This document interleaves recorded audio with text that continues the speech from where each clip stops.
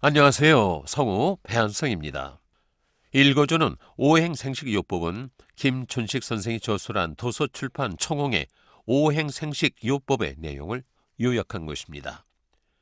읽어주는 오행생식요법 10번째 시간, 각종 증상에 따라 대처하는 오행생식요법에 대해서 알려드리는 두 번째 시간으로 감기와 오행생식요법에 대해서 읽어드리겠습니다.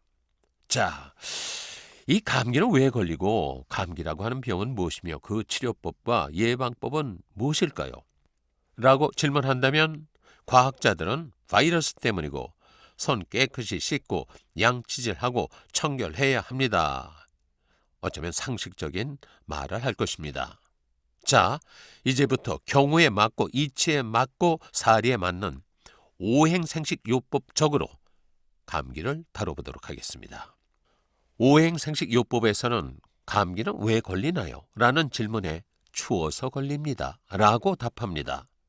다시 말하면 인체에서 발생하는 열의 양보다 외부에 의해서 뺏기는 열의 양이 더 많아 인체의 저항력이 한계에 부딪히게 되면 한기를 느끼게 되는데, 이때 옷을 입어 보온을 한다든가 운동으로 체온을 유지하지 못하면 그 냉기를 견디다 못해 체내에서는 이상한 변화 혹은 이상한 물질을 만들어내어 몸을 보호하게 합니다.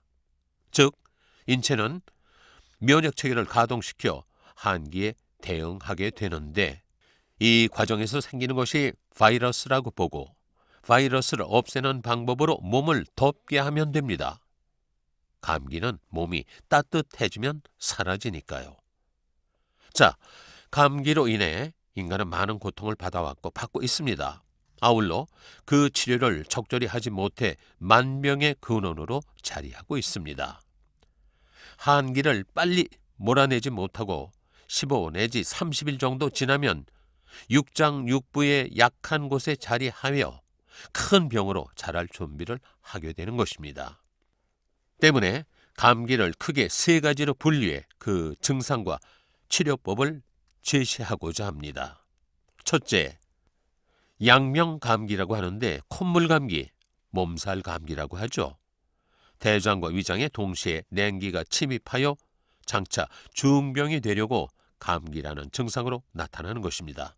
따라서 대장을 영양하는 매운 것, 즉 생강차 5잔 정도와 위장을 영양하는 단 것, 그러니까 꿀이나 조청 3숟갈 정도를 뜨겁게 끓여서 먹고 땀을 내면 좋습니다. 이 양명감기의 특징은 콧물이 나고 토하거나 메스껍고 살이 아프고 재채기가 나며 으슬으슬 추워지는데, 이런 증상을 보통 몸살 감기라고 하죠. 땀을 내는 방법이 가장 중요하므로 틀림없이 확실하게 시행해야 합니다. 이는 몸을 덥게 하는 방법으로 머리까지 전신을 이불로 뒤집어 쓰고 땀을 내기 시작해서 약 2시간 내지 3시간이 지난 후에 스스로 느껴보면 와, 몸이 가벼워져 감기가 사라졌음을 알게 됩니다. 그러나 일시에 이불을 걷어내고 샤워를 한다든가 찬바람을 쏘이면 다시 코가 막혀 감기가 되는 것이니까 이불 속에서 땀에 젖은 내복을 갈아입고 천천히 나와서 운동을 하면 감기가 좋아지게 됩니다. 자, 두 번째는 태양감기라고 하는 것인데 소장과 방광에 동시에 냉기가 침입하여 장차 큰 병으로 발전하려고 자리를 잡는 것입니다. 주 증상은 땀이 많이 나고 뼈가 쑤시고 나른한 것이 특징이며 보통 삭신이 쑤신다 이렇게 말하죠. 그런 감기입니다. 이때는 소장을 영양하는 쓴 것과 방광을 영양하는 짠 것을 섭취해야 합니다. 다시 말해 커피 석 잔 분량과 소금 2스푼 정도를 뜨겁게 끓여서 먹고 전과 같은 방법으로 땀을 내면 감기로부터 해방이 될 것입니다.